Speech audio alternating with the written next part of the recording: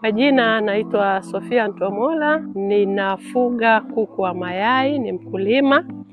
Niko napatikana katika kijiji cha Kilemera ambacho kiko katika kata ya Kerege, wilaya ya Bagamoyo. Upande wa lishe ambayo natumia kwa ajili ya kuimarisha ukuaji na utagaji bora wa kuku wangu, natumia lishe ya KenoForce ambayo imenisaidia sana kuwafanya kuku wawe na afya nzuri, lakini pia waongeze kiwango cha utagaji, lakini pia mayai. Kwa kipindi kile mpaka nitumie, walikuwa na taga mayai ambayo yalikuwa yako laini, ile kasha lake, ganda lake lilikuwa laini. Kwa hiyo nilikuwa napata mayai yanaharibika kwa ajili ya uteketeke wa shell, lakini pia kiwango cha mayai kilikuwa, size ilikuwa ndogo, ukubwa wa yai ulikuwa hauongezeki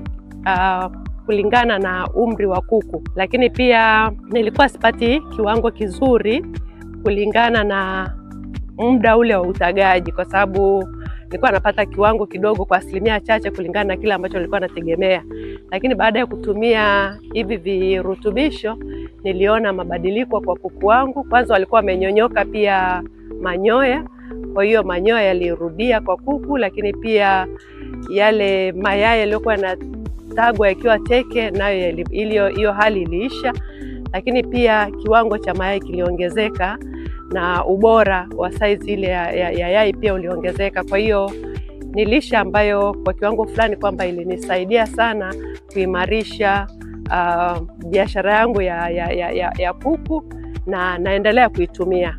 Ushauri kwa wakulima wenzangu, na washauri kwamba watumie bidhaa za Yara kwa sababu nimezitumia na zimeonyesha mafanikio katika ufugaji. Kwa hiyo ni bidhaa nzuri ambazo naweza kuhakikishia watumiaji wenzangu, wafugaji wenzangu, kwamba wanaweza kuzitumia na wenyewe wakapata mafanikio mazuri kama ambayo mimi niliyapata.